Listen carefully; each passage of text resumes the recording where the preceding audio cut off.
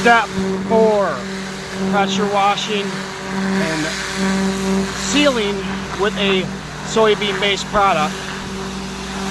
Pressure washing a roof. We already soaked it with bleach.